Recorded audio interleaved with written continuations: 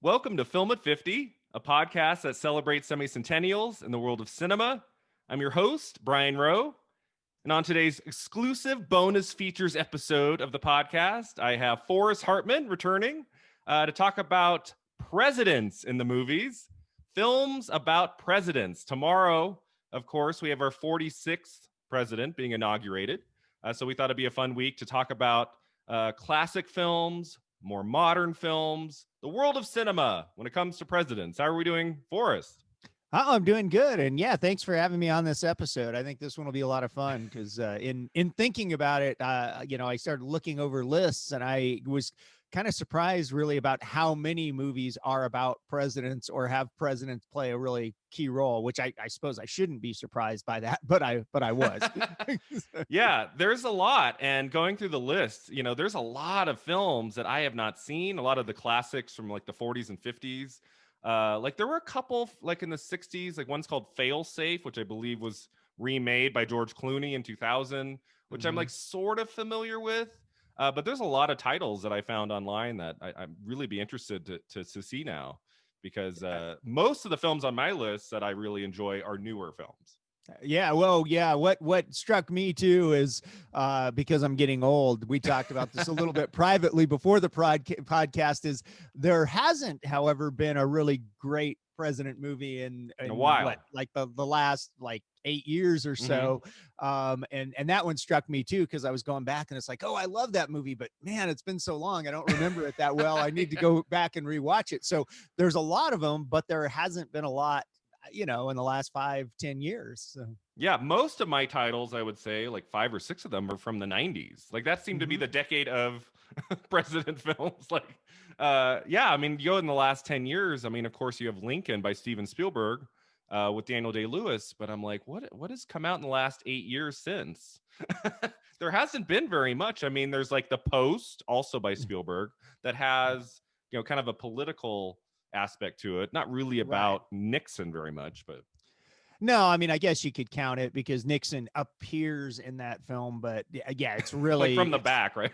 it's really more about presidential administration since we're talking about the Pentagon Papers, which involved multiple administrations. So there's certainly presidents involved in it, but it's not like you say about a president. It's really about K. Graham and the Washington Post. Yeah.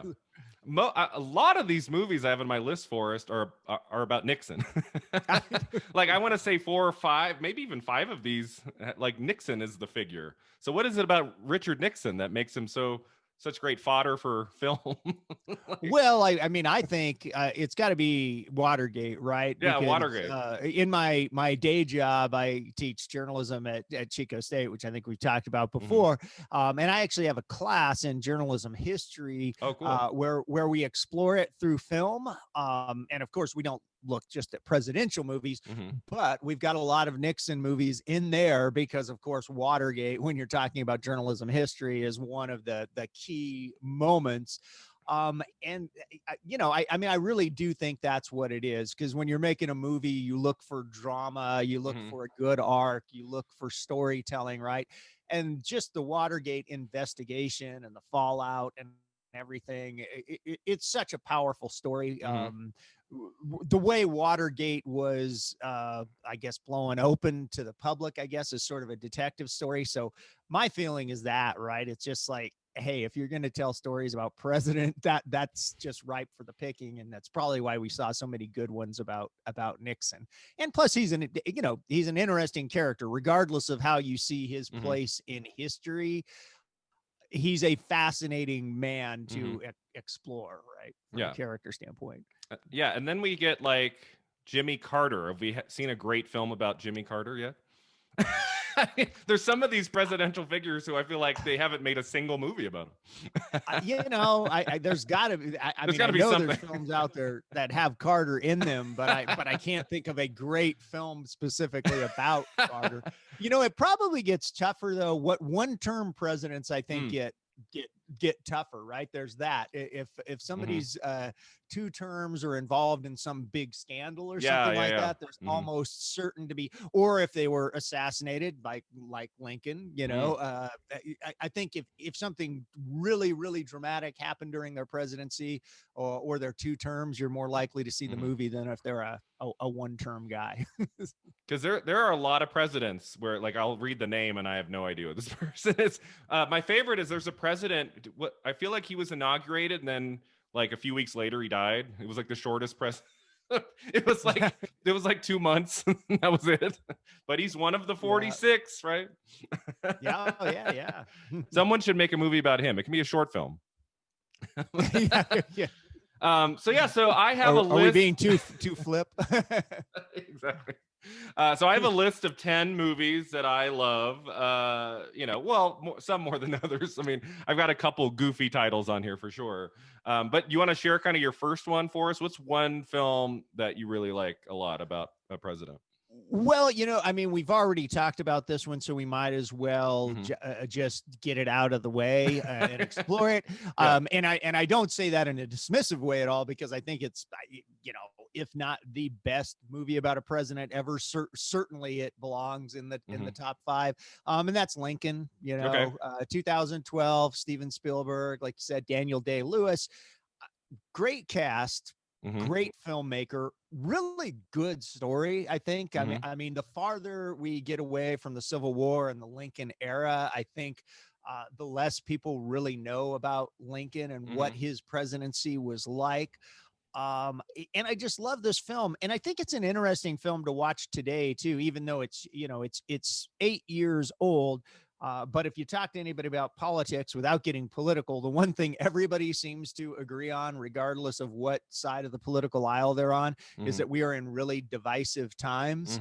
And in teaching journalism history, sometimes I'll tell the students, it's like, well, we've been divided before, right? Remember the Civil War? I mean, talk about ultimate division. I think it's an interesting film to watch in today's era when you're in divisive times, to go back and look at the president, who ruled arguably in the most divisive times in American history, and just, see this film, which is, as movies go, relatively historically accurate.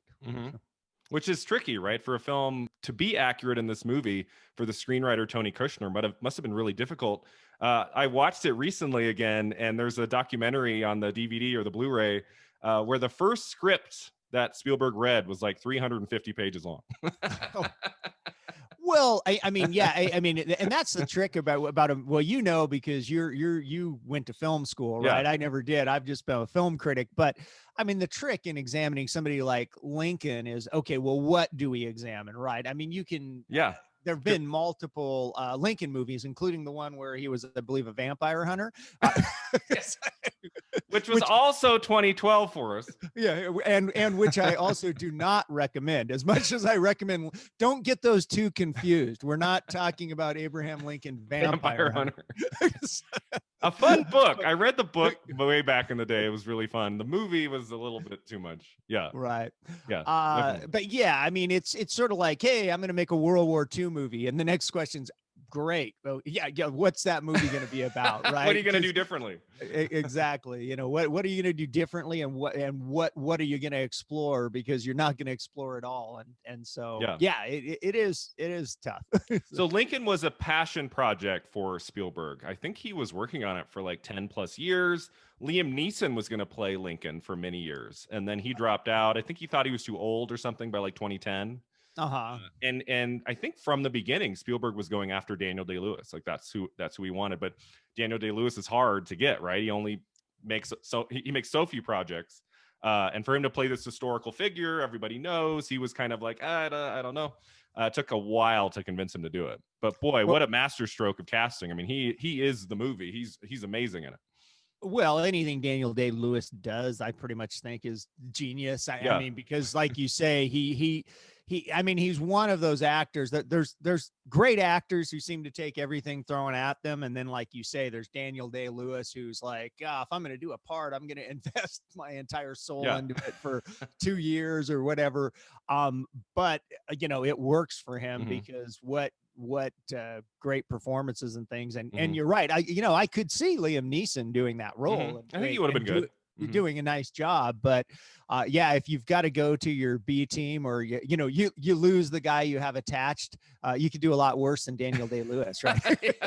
Yeah. I'll never forget seeing that poster for the first time of the side of Daniel Day-Lewis's face is Lincoln. You're like, that's Lincoln. Oh my God. Yeah. It looks unbelievable. Yeah. And in the movie too. I mean, he really just becomes that character. You forget you're watching Day-Lewis. He's one of those actors. After 10 minutes, that's him. That's the character. Yeah, he was. We may have talked about this before. I was talking to family the other day. I mean, there's movie stars and there's actors. I always say, right? There's the movie star who's instantly recognizable and sells projects, and then there's the actor who disappears into the role. Mm-hmm. That's Daniel Day-Lewis. Yeah, great cast. Sally Field's really good in it. Tommy Lee Jones is a lot of fun. He's kind of like he provides a little bit of like humor into the film. But I have to admit, Forrest, you're going to hate me for this. I do not like Lincoln very much. Really? I've seen it twice. I saw it opening weekend, and I just watched it again. I did a year of Spielberg, actually. I just did a year of Spielberg's films. I just watched Ready Player One the other night. So the idea of this year was to do 50 years of Spielberg from 1971's Duel all the way up to 2020's West Side Story, which was supposed to be out in theaters this week, but that got pushed back a year. So the ending of my year of Spielberg is it's a few months away because that movie was pushed to December 2021. Lincoln is a film I admire. It's so slow. It's hard for me to get really emotionally involved in Lincoln because it just moves so slowly. Like The Post is another political movie that has a lot of energy and urgency, and it's really fun. And and I mean, I think watching, I'm like, I don't really know how it would be done differently. I like that Spielberg has restraint in Lincoln. He's not telling an ET like story, like we're getting like a very kind of quiet Spielberg, which we don't usually get in Lincoln. But it's a struggle for me to get to the end. Interesting. Well, I'll admit that I haven't seen it for 8 years. I mean, I watched it in theaters in 2012. When it came out. Okay. But I mean, I was absolutely riveted by it by the time. Okay. I mean, of course, I'm kind of a history buff. Not as much so as some folks that are the full-time history teachers, but I do really enjoy history, and I like exploring that era, and I love Daniel Day-Lewis, and I tend to love Spielberg. Although I completely agree with you, this is a different sort of Spielberg film. It's not what you necessarily expect to get from Spielberg.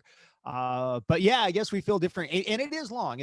I mean, for anybody out there listening who hasn't watched it, who's like, oh, I wonder, it is 2.5 hours long, right? So it's an investment of time, but it's interesting because I don't remember it feeling at all slow to me. I just was fascinated by this exploration of the character and also the times, and like you mentioned, some of the other cast, the supporting characters around Lincoln, if you want to call them that, the other key political figures of this era. So. Yeah, I mean, it's not a film I dislike. I like a lot of his other films more. I mean, the film he did before War Horse from 2011, which is a more episodic kind of a historical drama, I think is a more fun watch for me than Lincoln is. But it's definitely a film that if you're interested in history and interested in Lincoln, it's definitely worth a look if you haven't seen it yet. I mean, it's fairly new, but...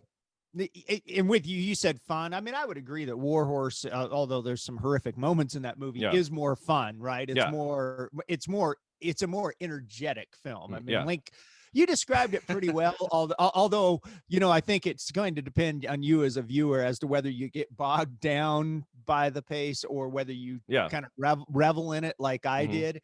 But you described it well. It's not a fast-paced. Yeah, and not to say I wanted a fun, Abraham Lincoln dancing down the hallway kind of a movie or anything. It's just, like you have to be prepared for kind of the slow pacing, and if you're not super invested in what's happening throughout the movie, you feel the length like more so than other Spielberg films, but it's still worth a look.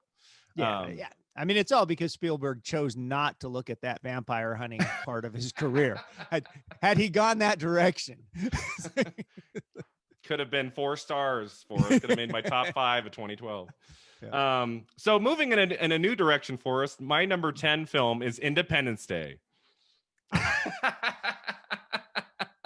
Which was my favorite movie of 96 when I was 12, and might not be my favorite movie of 96 now, but I still really enjoy it. And Bill Pullman, like that speech he gives about Independence Day, still love it. Have you seen Independence Day?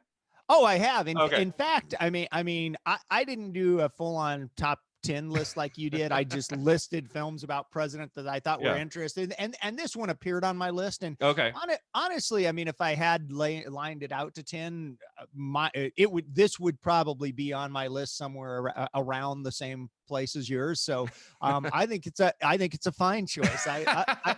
I like that movie, and the president, of course, without giving anything away for those who haven't seen it, plays a pivotal role in that movie. Yeah, he's one of the top, like the main 3 characters. He's not just a side character. We go to it's not like Deep Impact, right, where we have Morgan Freeman for a few scenes. He's kind of like, just a side character in that kind of summer blockbuster movie. Like Independence Day, Bill Pullman is in a good chunk, at least a third, if not a half of that movie. Yeah. And this was kind of back in the day, like Bill Pullman was kind of like he was in a lot of big stuff. And I've always really liked him as an actor. There's something about him I've always really gravitated. And I think he's really a great president. And I think this is a fun kind of blockbuster movie that might not be quite as great today as it was in 1996 when I was 12 and just like, oh my God, this is the greatest thing ever. But it's still a lot of fun.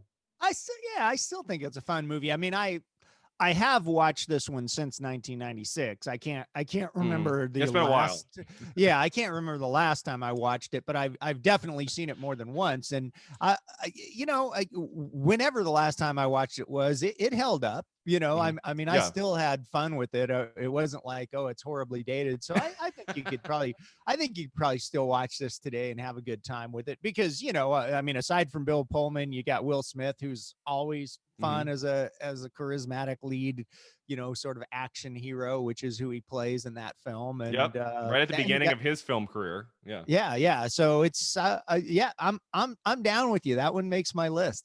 And Jeff Goldblum, who I love. Yep. And everything, Jeff Goldblum's a lot of fun in it. His dad, Judd Hirsch, it's really great. Yeah. Don't bother with the sequel. The sequel's really, really bad. It was called Resurgence, I think, came out 2016. I was sitting here going, there was a sequel to that, and then you bring it up, and I actually saw that. Was it like Liam Hemsworth or somebody was in that film? Is that right? Yeah. Because it was one of those films where like Will Smith, I think, was like attached for a while. Right. I think they like wrote the script and everything, assuming he was going to be in it, and then right at the last minute, Will Smith dropped out. So like the film was like in pre-production. It was about to go, and they had to like rewrite the whole movie real quick, right. and explain his absence. So you can kind of tell that something's not right. Like the story doesn't quite work. But yeah, the first one's great. And I think when we think back on like this, like the summers and the 90s, all those big like the summer movie seasons, like 96 is one of the best, and Independence Day. Fun time. Epitome of a summer blockbuster, right? I mean, and the president plays a key role. So good choice. I like that one.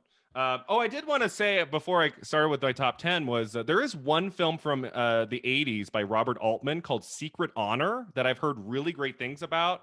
It's Philip Baker Hall plays Nixon, and it's like only him for an hour and a half. And I've read it's like one of the best Robert Altman films from the 80s. So if there's any one film that I haven't watched yet that I really want to check out, that's the one. Have you heard of that one from 84? I haven't. I tend to like Robert Altman, and I love Philip Baker Hall. So thanks for bringing it to my attention, because I've seen a bunch of Nixon movies, but I haven't seen that one, and it sounds like I should probably check it out. So a gem for us to check out. Yeah, which I should have watched before this episode. Number 9, I picked Dave with Kevin Kline. Have you seen Dave? Not a big fan. No. I have seen Dave, and this is one I don't know that I can contribute a lot. I'm going to let you do. I've seen it, and I like Kevin Kline, and my memory of it is sort of like this. Oh yeah, that was a fun movie, right? And then if you started telling me, well, tell me more about it, I'd be like, it was a fun movie. Yeah. So Forrest, take me through it scene by scene. I mean, we're line talking 1993. 1993. I don't think I watched it in theaters, but I think I watched it on video, probably, I don't know, 20 years ago or something. So, it's no, I haven't time. looked at it in at least 10 years, but Gary Ross wrote the screenplay, and it's really funny. It's Kevin Kline and Sigourney Weaver. And Kevin basically takes the place of the president because he looks exactly the same, right? So this like average Joe has to like be the president, and it's just such a funny concept, something you would never ever even think about, like the idea that we'd have like a fake president in there who looks just like him, right, for a short period of time. I'm trying to remember why that is. Is it because he gets sick? I'm trying to remember why. The original president is like he's taken away for a few weeks or something, and I'm not going to help you here because honestly, you're reminding me of it. Yeah, as you describe the plot, I'm like, oh yeah, okay, now it's coming. But back I feel like political comedies are tough, right? Like one that just barely missed my list. Wag the Dog is another really funny one from '97. That's a good one. Yeah. With Dustin Hoffman and Robert De Niro. That's another really funny political, and I have one more kind of comedy on my list, but they're tricky, right? Like to kind of to make a film about a president, but then to make it kind of relatable for the audience and have them laughing, that can be tricky. Especially because you'll have audience members who, some support this president, some don't. So then typically it's like a fake president, right? It's like it's not the real person, but it's always whether or not it's fake or real. Like it's kind of tricky to find that balance. Yeah, I mean, I think it helps if you're going to do a comedy not to have the president not with really well-defined political values, right? So that because that immediately splits your audience, right? If it's a conservative president or a liberal president that you're making fun of, you immediately split them. And interesting, you brought up Wag the Dog. I've watched that really recently, and that movie, of course, it's more about the spin doctors than it is the president. Do we see the president in that movie? I can't remember. I don't believe we ever see the president, okay. but it certainly revolves around him because we hear about the president basically being accused of sexually assaulting a Girl Scout. They don't use the Girl Scout trademark, but they describe this person he's assaulted as being basically like a Girl Scout. And then it's all about the spin doctors working, it's right before an election. But I think the thing that really works is they don't overtly talk about the politics of that president. It's just a president involved in a big scandal days before the election. What do we do? And I think to your create point, a war. yeah, exactly. To your point, everybody can kind of laugh at that. Oh, a president creates a fake war to distract from the election. As long as you're not saying which side that president's on, nobody gets mad. They're like, oh yeah, they would do that. And I think, figure like Lincoln, everyone's going to, be on board with that. But like, I feel like if there was a feature film release in the next couple years that went to theaters about Barack Obama or about Donald Trump, that would be tricky. Like, how would you you would turn off a lot of people, whether it's pro or against or whatever, whatever kind of movie it is. There's going to be people who are like, nope, not going. And so it's like, I think sometimes the best way is to just create a president who's not real. And then we can kind of get on board. and we have, of course, seen exactly what you're talking about with documentaries. And we, of course, see exactly what if it's an attack on a conservative president, well, of course, half the audience is alienated, vice versa. Like say if it's about Barack Obama, half the audience is alienated. So there is one I watched on Netflix a couple years ago I liked. It was called Barry. I think it was like about the early years of Obama, like when he was young, like in his early 20s. I believe that was a Netflix film. It was pretty solid. Wouldn't make my top 10 list, but there's one I haven't watched too about I think his relationship with Michelle. Oh yeah, which is right. What is that called? I forgot what that's called. Yeah. I'm gonna have to look that up, but it got really really good reviews, but yeah, like about their, like it. them meeting, like for the first time, like going on their first few dates, something like that. Yeah, I have a vague memory. I don't know why I didn't see it. You just reignited that memory. I'm like, oh yeah, that was a movie too. I think it might have come out like around the same time as Barry. I feel like there was coverage of like two films.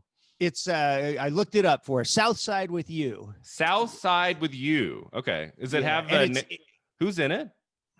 Does it say? I don't know if I have all the. It probably does, but I googled a story. South Side with You. What year was it? It was recent. So after 2017, maybe after we went on and told everybody that there have been no presidential movies in the last 5 years. After Lincoln, there's been nothing. Oh wait, here's a list of 20 films. It was 2016. 2016. Okay. And Tika Sumpter plays Michelle Robinson, who of course becomes Michelle Obama. Parker Sawyers plays Barack Obama. So there've been a few. Yeah, not a big cast, but I do remember that film. I should watch it at some point because I do remember it getting pretty universally good reviews. So yeah. So that's one to check out too. That and Secret Honor are on my list. Let's see. So the next film I have is Frost Nixon. Is that a film you enjoy, Frost Nixon? Yeah, that one would probably be actually number 3 on my list. It would be pretty high. So yeah, we get into the Nixon films. I've got a bunch of those too. Yeah, I've got 1, 2, 3, 4. Yeah, 4 of my on my top 10 are about Nixon in some respects. Frost Nixon, that came out in 2008. That's one of Ron Howard's stronger films, I want to say. Mm-hmm. That's I think the only other film besides A Beautiful Mind that got him a Best Director Oscar nomination. So that was at the end of 2008. That was the year we were all waiting for The Dark Knight to get nominated for Best Picture and Director, but did not. But we did get Frost Nixon, which was a really strong film. And Frank Langella, who I believe that's his only Oscar nomination for playing Nixon in that film, and he's great. Oh, he's incredible. I mean, he if you look at footage of Nixon and compare it directly to Frank Langella, it's incredible. Actually, I know this film well because that's one I use for my journalism class we talked about. And really, if you look at the footage of the David Frost Nixon interviews, which is what the movie is about, versus what they recreate for that film, it's pretty stunning. I mean, they did a really nice job recreating it. And Michael Sheen, I don't think looks as much like David Frost as Frank Langella looks like Richard Nixon. But even he comes pretty close. It's pretty impressive to watch their recreated interview sequences versus the real thing. So. Mm-hmm. Yeah, and it came in between for Ron Howard. It was the film that came in between his 2 Robert Langdon thrillers, The Da Vinci Code and Angels and Demons. And in between, he made this like quieter kind of political drama that I didn't really expect much going in. I mean, I've really enjoyed the work of Ron Howard, so I knew it would be solid, but this is one of his better films for sure.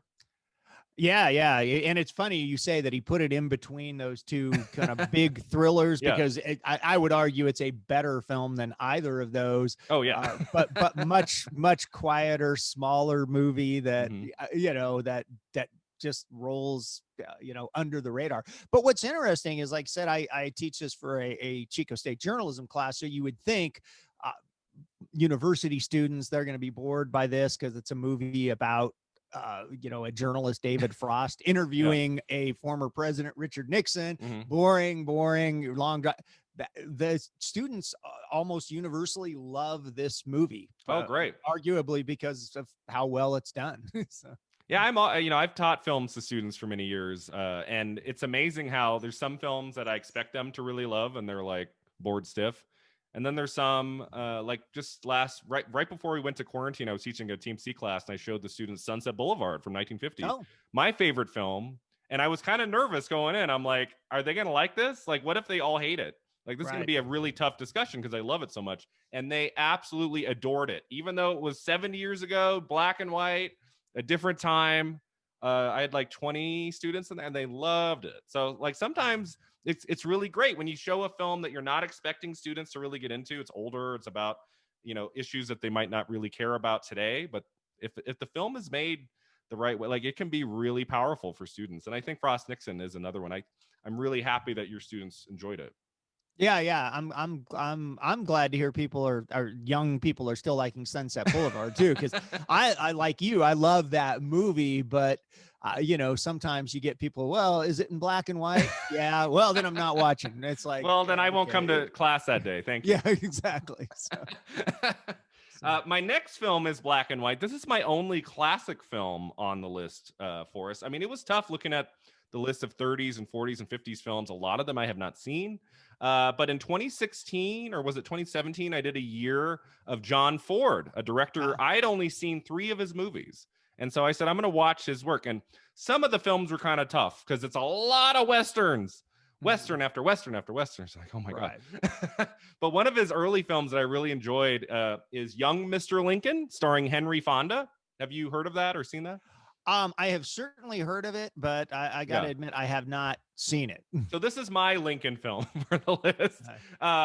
From 1939, that glorious year, right? One of the best years in film history. Yeah, incredible year. You know, Gone with the Wind and Wizard of Oz and Stagecoach, also by John Ford. And I mean, countless others, right? I mean, Mr. Smith Goes to Washington, a great political film. Right. And this is not one of his, I mean, maybe it's in like one of the few that people know. I think John Ford is more famous for films like The Searchers and The Man Who Shot Liberty Valance. And it's definitely Stagecoach would be the one from that time period that people know more than this one. But I think people know this title, but like you said, it's not quite at the level of the others that you mentioned. Yeah, exactly. Like this was the kind of the golden couple years of John Ford. This is when he made The Grapes of Wrath. Like, so they, I believe it was Young Mr. Lincoln that was the first film that they collaborated on, John Ford and Henry Fonda, and then the next year they would make The Grapes of Wrath, which is a fantastic adaptation of the John Steinbeck novel. And Young Mr. Lincoln, as you can tell by the title, it's about him before he becomes president. It's kind of about his early years. But Henry Fonda is one of those figures in film I always gravitate to. I think he's fantastic. And this is one of his best roles for sure. And I think this was another one kind of like Daniel Day-Lewis, like Henry Fonda was like at the time unsure of doing it. He was like, I don't know if I want to play a young Abraham Lincoln, but someone convinced him. I don't know if it was John Ford or someone else, but they convinced him to do it. And he's great in it. He's got a fantastic look. They do like a little bit of makeup on him, like just to give him a little bit of that Lincoln look. And it's just enough to sell it. It's kind of a quiet film. It's different than Lincoln, the 2012 film, because it's about him before. But sometimes those can be more fulfilling. Like when you're watching, like how did the young man become the figure we all know? So I don't know. I think it's worth a look if you're interested in history and interested in Lincoln.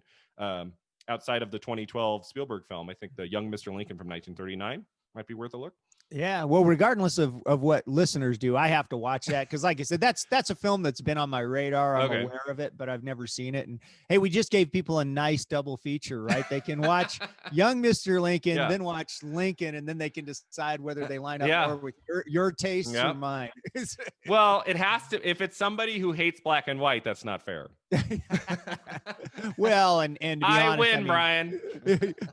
And to be honest, there's probably a high degree of likelihood I would like that film. I mean, John Ford, which is why I'm aware of it. Henry Fonda. I mean, the provenance there is pretty impressive. But yeah, I looked at all of John Ford's films. I mean, I skipped a few of his silent films. He made a lot of silent films from like the late teens to like late 20s, and but I looked at like 50, 52, like, and this was one of my 5 favorites, was Young Mr. Lincoln. Really good. I'd never seen it before.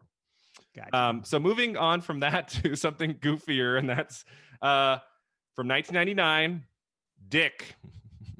Oh, yeah. Good. I didn't have that listed out amongst my presidential movies, but that's a good movie. Really funny. I did not see it in the theater. I believe it came and went. It was summer of 99. Another great year for movies was 1999. I feel like Dick is not mentioned as much, as other films from that year. But Kirsten Dunst and Michelle Williams. Both at the like really early in their careers. This is like when Michelle Williams is on Dawson's Creek. Her film career is just starting. Yep. The film before that was Halloween H2O. So Michelle Williams is just getting started in film. Kirsten Dunst is she has a little bit more experience. I mean, she was in Interview with the Vampire from '94. So yeah, I guess she was sort of the sort of the young, hotter star of the two at that point. Yeah. Yeah. Like she did Jumanji the following year. 1999, also the same summer.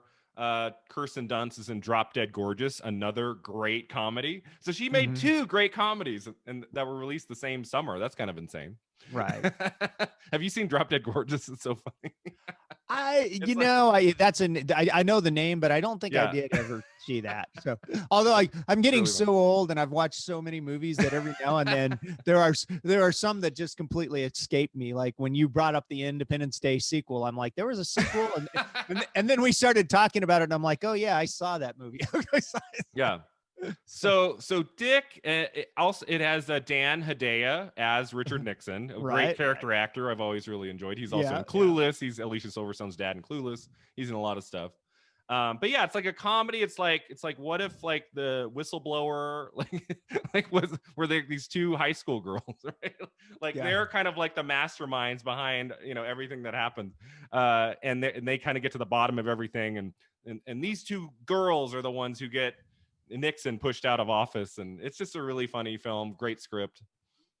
Yeah, you may have convinced me to rewatch that one because I actually did see that in the theater. Oh, you did? Okay. Distinctly, I can even. It's weird with some movies I can't remember. You remember where you were sitting? I remember what theater I was in when I saw that. Because you were the only one. You were only one there, so you kind of like mentally made a note. It wasn't that bad, but there weren't a lot of people besides my wife. I would love to have sat into the production meetings where they were like, should we call it something else? No. Yeah. Dick. Yeah. Like I feel like that was a decision. They thought this is going to bring in audiences. This is a title that will bring in the teenagers, and it didn't work. So it's kind of an unusual title for a movie about this subject, but I guess fitting in a way in terms of how they treat Nixon in this one. Do you have another one on your list for us we haven't talked about? Sure. Yeah. Well, I mean, actually, you've already hit. I had Frost Nixon on my list. Like I said, I didn't list them out in strict order. I would have had Independence Day. We talked about this a little bit before doing the podcast about whether this one counts or not, and I think we both decided it counts. I'm going to throw up All the President's Men. So good. Was for the longest time not only my favorite movie about a president, but about journalism, and of course, being a longtime journalist, that one's really important to me. So, and if anybody's interested, the movie that unseated it is Spotlight. I now think that's the best movie about journalism ever. Which really more than All the President's Men. I think so. Like I think Spotlight's a pretty amazing film, but it has nothing to do with presidents, so we won't go that way. But All the President's Men, still a very solid number 2 for me, and best journalism film of all time. Probably my favorite movie about presidents, and the reason for listeners out there that Brian and I were sort of debating about it is the movie certainly revolves around Watergate and Richard Nixon, but he's very rarely seen in the film. He's not. I don't think, and I've watched this film many times, he's ever portrayed as a character in the film. We do see him in some archival footage popping up, as they set the scene. What it's really about is Woodward and Bernstein's investigation into the Watergate scandal. Yep. So we see portrayals of countless figures who surrounded Nixon, right? And we see that investigation, and just a great film. Yeah, I loved it. It's one of definitely in my top 10 favorite films of the 1970s. Like that is a movie you can watch today. It still has a lot of urgency. It moves very fast. It's got a great cast. Robert Redford and Dustin Hoffman work so well together. They're a great pair. I believe this is the only film they made together, I'm not mistaken. But they were just fantastic together in that. Yeah, I mean, I hate to say off the top of my head, but I think you're right. I certainly can't think of another Hoffman Redford film off the top of my head. So, yeah. And Alan J. Pakula, is that the director of that film? I'm about 99%. Okay. He's a great director. He also made Clute. He's done a lot of classic films, and this came out in 1976, which was the year of Network, one of my other favorite films of the 1970s. That's another great film about media too. So about media, right? I mean, that's a great double feature. watch. I think I would go with All the President's Men first, and then Network. Like that would be your night is made, everybody. Oh yeah. Or you also, the way I do it in class, since you talked about Frost Nixon already, is we do All the President's Men and Frost Nixon, right? So you get Watergate, you get the fallout, because so much of those Frost Nixon interviews were about Watergate. It's just, you can't go wrong. We gave him a triple feature there. I would do a double feature of All the President's Men and Dick. That would be good too. All the President's Men, so fantastic. Yeah, it wasn't on my list because like, well, it's not really about Nixon. It's kind of about Watergate, but we talked it out, and you convinced me, Forrest. I was like, well, we can't have this conversation and not talk about this amazing film. Well, and ultimately, I think it is a film about Nixon, just where we don't see Nixon, right? Yeah. I mean, it's about Bernstein and Woodward digging into all the nasty shenanigans the Nixon administration was pulling. So the film doesn't happen without Richard Nixon, and all of his enablers and things like that. And I mean, I don't know what else we can say about it. Just a great movie from start to finish. Probably for the best. We didn't need to see an actor as Nixon in this one. No. Robert De Niro and like Nixon makeup, it kind of would have taken the movie down. So and Jason Robards, I don't think we mentioned him yet. Great actor, fantastic. Spectacular is Ben Bradley, the Washington Post executive editor at the time. Yeah, who Tom Hanks would later play in The Post from 2017. Yeah, I mean, that's an interesting double feature too. There's so many. If you want to compare Tom Hanks to Jason Robards, both I would say really fine readings of Ben Bradley. So so make it a double feature, or just watch every movie about Nixon in the same day. Yeah. Start from like the earliest film to The Post, and your day is made. All right, so number 5 on my list, Air Force One. Oh yeah, that's on my list too. It's one of those movies. If it's on TV, I'll just watch the rest of it. Like I love that movie. It's kind of silly, but Gary Oldman's always a great bad guy, and I'm really happy that Harrison Ford, one of my favorite actors, played the president. I just feel like that role was kind of made for him, and to do it in this way, to do it in kind of like a fun summer blockbuster action film like this, I think that was the right choice. I don't think Harrison Ford would have been appropriate for like a dramatic biopic. Yeah, well, although Harrison Ford's done some nice dramatic acting in his career. Oh yeah, he's great in Witness. He was really good in that the one about Jackie Robinson. What was that called? 42.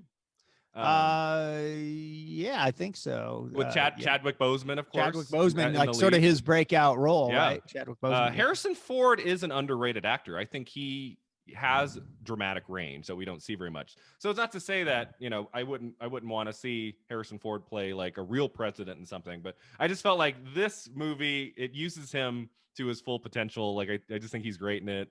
Him trying to save his family and the people on board, and it moves along really, like it's got a great pace. I mean, get off my plane, one of the classic lines from a 1997 movie. And in an era of all our real life presidents, I can't say that because Barack Obama was not that old, but in a recent era, right, we're going from one senior citizen president to another senior citizen president. We get to see action hero president in Air Force One, right? In the 2020s, our presidents will be in their 90s, and then they're 100. Action hero. I guess you could see Barack Obama was young enough to maybe do some of the things we see portrayed in Air Force One, but definitely not Trump or Biden. I don't think you couldn't see Joe Biden in Air Force One in the movie Air Force One. I think some of those combat sequences would be tough. suspension of disbelief. I think he could sell the line, "Get off my plane." I think that'd be good. Maybe some of the dramatic lines, right? But Stunt double. The one thing that takes that movie down a little bit is at the end, the shot of the plane hitting the water is really bad. Yeah. It's like 97 CGI that looks 1994. Yeah, well, and we're talking about Harrison Ford being younger or not, some major suspension of disbelief in many aspects of the movie. But personally, I think that's okay, right? It's movies. We're going for fun. So, and Glenn Close, an amazing vice president. Yeah. A female vice president in 97, and tomorrow we have our first real female vice president. All right. That's so we're a little bit behind Hollywood, right? Just 23, 24 years. Yeah. My number four and three, Forrest, we're getting into an Oliver Stone double feature because I have number 4, Nixon from 1995, and number 3, JFK from 1991. Two Oliver Stone movies. Do you like Oliver Stone's work? He also, of course, made W. I like Oliver. I tend to like Oliver Stone's earlier work. Earlier films, I liked the last one I really liked by him. I think was the World Trade Center movie. Which, with Nicolas Cage. Yeah, which not a lot of that one didn't get a lot of love, but I think the reason it didn't get a lot of love is it was released arguably too close to September 11th. I think if you go back and watch it, it's a pretty good film for what he was trying to do. I liked United 93 that came out the same year by Paul Greengrass. That is a great movie. That was my pick for the best film of 2006. Well, I think between those two, I would pick United 93 as being the better film. Although I thought World Trade Center was also good, solid film, yeah. But Oliver Stone, I don't know. I don't want to say love-hate relationship because I don't really have a hate relationship at all. But I certainly liked his early work a lot. Better than his more recent stuff. The late 80s, early 90s, you get like Platoon, you get Born on the 4th of July, and then you get JFK and The Doors, which is pretty decent, the one with Val Kilmer. Salvador is a great Salvador with James Woods. Yeah, that's a good one. So this period, I even like U-Turn, which is a detested movie by most people, with Sean Penn and Jennifer Lopez. I like U-Turn. What has he made in the last 10 years? I can't even think of a film. Oh, he made Snowden. He made Snowden with Joseph Gordon-Levitt. Yeah, which is all right, but I like journalism movies, of course, as everybody knows by now, but it was just, it seems like you got a great topic there, and I thought it was okay. His films from the late 80s, early to mid 90s, really solid. Nixon, my number 4 choice, just like JFK, very, very long, but he gets these like insane ensemble casts for both JFK and Nixon. It's like 30 names, and they're always great. In Nixon, we have Anthony Hopkins, who doesn't really look a lot like Nixon, but I feel like he sells it pretty well, and he definitely, the personality comes through. I think Joan Allen is the strongest actor in Nixon as the first lady. I think she's the best part of Oliver Stone's 1995 Nixon. But it's a really strong cast and really compelling film. I watched it later on DVD, I want to say a few years after it came out, and it just kind of sucked me in, and I really enjoyed it. It's been a while. I'd like to watch it again. Yeah. And you brought up JFK. I actually watched that just last night because I had never watched that film, and I'm like, oh my God, how have I made it this long? Being a film critic and stuff, and not watching it, I better watch it. And this will be sort of my Lincoln moment. I appreciated things about that film, but maybe I watched it, I was too tired. I thought it was awfully slow. But another thing about it might be that he does a really good job laying out JFK conspiracy theories.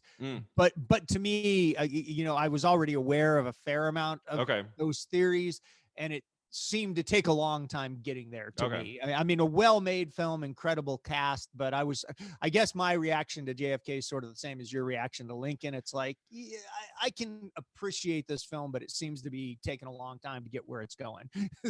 Yeah, no, I mean, it's definitely it has a different feeling than Spielberg's Lincoln, right? I mean, Lincoln has shots where the camera just like pans around a room for 2-3 minutes while Daniel Day-Lewis talks. I Right, don't right. think does JFK have a scene where there's like more than 10 seconds on the same shot? Isn't it? I mean, Oliver Stone really likes to move along. Like he's not one to just sit on a person talking for 2 minutes.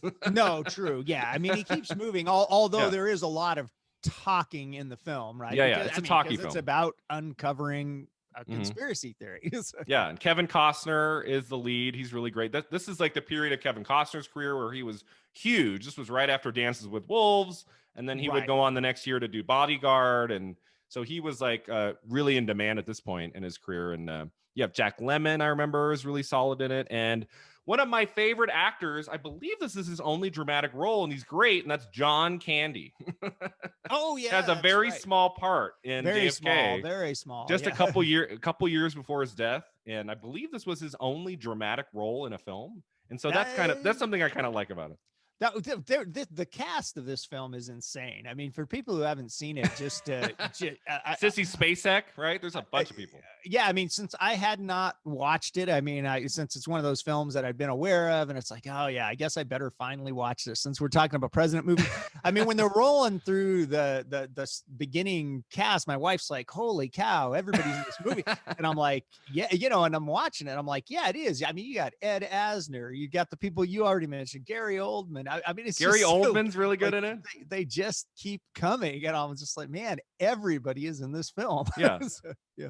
I mean, there's a bit of that in Lincoln. There's a lot of names, but I feel like Yeah. Lincoln doesn't have any like big names. Like it's a lot of like character actors and people you recognize in certain things.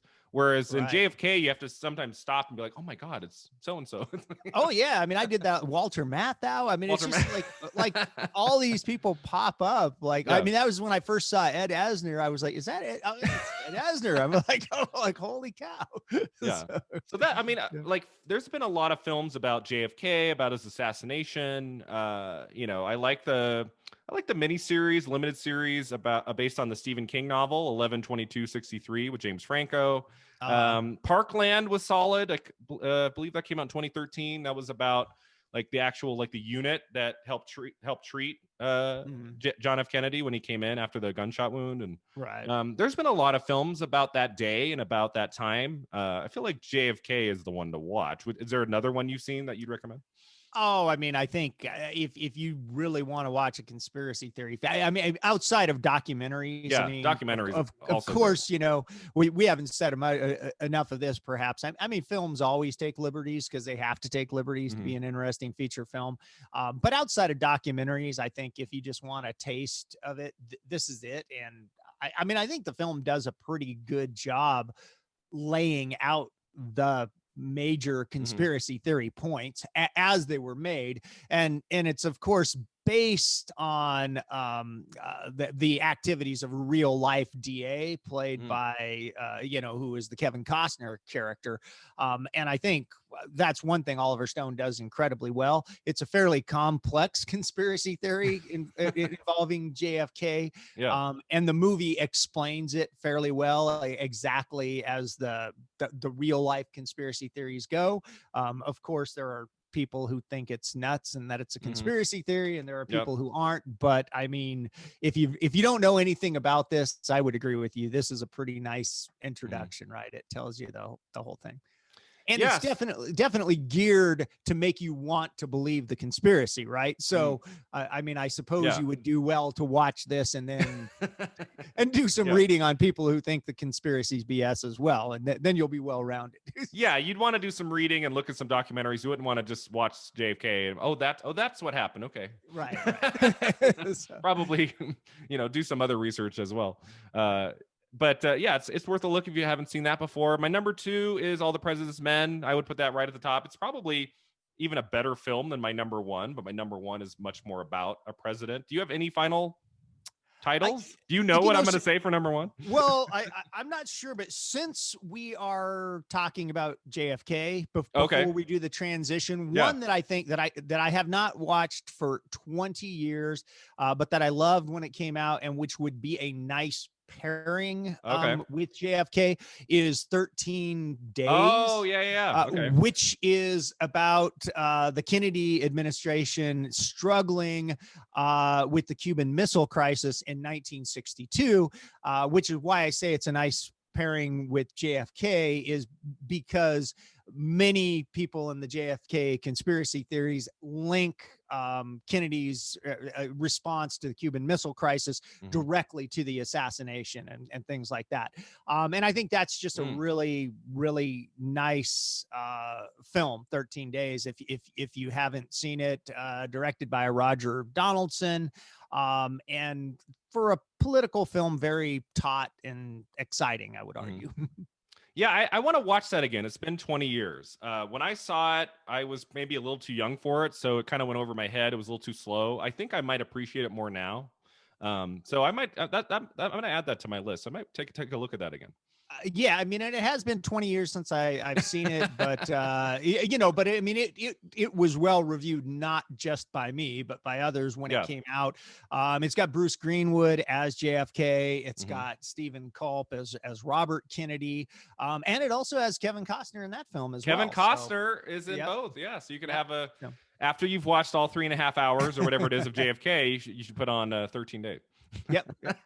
Did you watch that? There's an extended edition of JFK. Did you watch that one? I watched the theatrical cut. I decided that was going to be plenty for me, and after watching the theatrical cut, I'm glad I decided on that one. Yeah, because I want to say I think Nixon has an extended cut too, where it's like 30 more minutes of scene. Yeah, I can't imagine actually, because my note, not that I will ever give notes to Oliver Stone, but my note would be to trim it and not to extend it. You should give him that note now, Forrest. Just send him a note. I'll just send him a, hey, I'm a nobody film critic, and you know, but you know that film that came out in 91 you did, JFK. I have a note. I think you should trim it by about 40-ish minutes. I think would make it better. You and Peter Jackson got to get together in rooms and start talking about you know, having more respect for film editors. Yeah. We won't go into that. I love the Lord of the Rings, but the Hobbit films, those are tricky. Let's take a 300-page book and make 3 3-hour movies. Should have been 6 movies. Yeah. There should have been a movie for every chapter, right? Yeah, so exactly. However many chapters are in The Hobbit, just like a 3-hour film per chapter. Right. So this isn't like the best movie maybe about a president. It's a movie I've seen many times. I really enjoy, and that's from 1995, The American President, starring Michael Douglas and Annette Bening. Kind of almost like a romantic comedy-ish kind of presidential film, but I think Michael Douglas is just so warm and charming in that movie. You know, in the 90s, he was doing a lot of like Basic Instinct and Disclosure, and you know, The Game, and kind of thrillers and kind of sexual thrillers. And in the midst of all that, he does this really charming performance as the president whose wife has passed away, and he's like, well, I'm on a date. Like, I want to try to date somebody, and meets Annette Bening, and you know, she's one of my favorite actresses, and I think she's so wonderful in this movie. And it's Rob Reiner, maybe the last really great Rob Reiner movie. He had a streak in the 80s that's insane. This is Spinal Tap, and you have Stand By Me, and The Princess Bride, and When Harry Met Sally, which is my favorite romantic comedy, When Harry Met Sally. So then we get to 95, and probably his last really great film, and that's The American President. Have you seen that movie? Yeah, I have. It's been a while, again, like, you know, probably almost since it came out. 25 years. But I mean, I agree with you. The cast is great. It's Michael Douglas. One thing I haven't said is, I mean, you watch like Michael Douglas in this role, and of course he's an actor, but the only thing that really depresses me often about president movies is I watch these movies and I'm like, how come our real presidents aren't like this? You know what I mean? Yeah. Like you got Harrison Ford, you got Michael Douglas.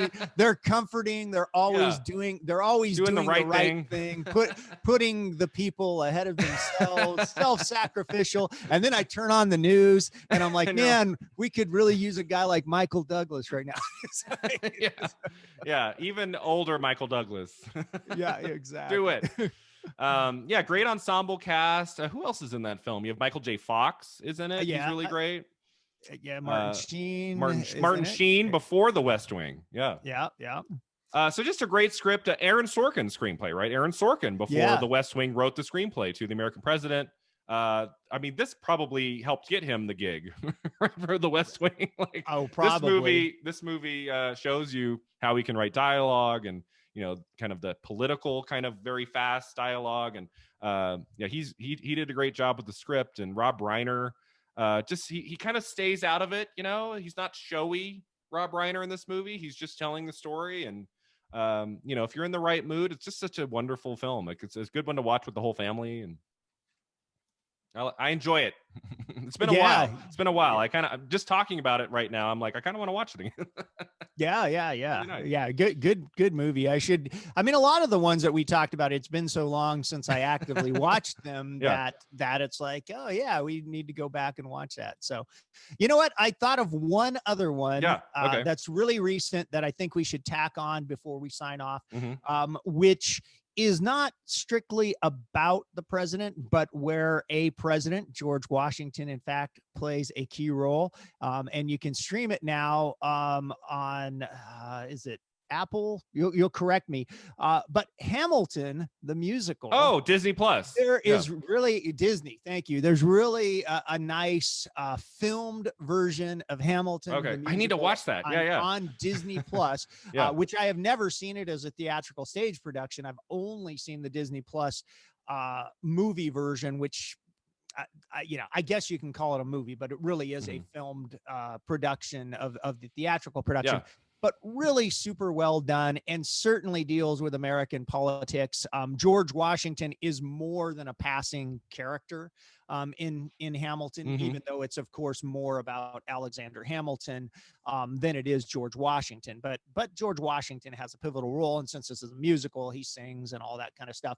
And it's just kind of another fun movie that I would say that has serious sides. So yeah, I'd hate for us to go by and not mention that, since Hamilton is, you know, such an explosion on Broadway. Yeah, that's a great point. And since this is a very good filmed version of that theatrical production. Yeah. That's the only way to see it right now, obviously, because you know, theaters are closed right now. Yeah. And this is the original cast, right? It's like the original group in the It Disney is, Plus. yeah, really great people. You've got Lin-Manuel Miranda, who of course wrote the musical, playing Hamilton, which was the idea. And I don't know enough about the entire history of to say if it's all the original cast, but they certainly tried to get most of them. You got Daveed Diggs as Thomas Jefferson.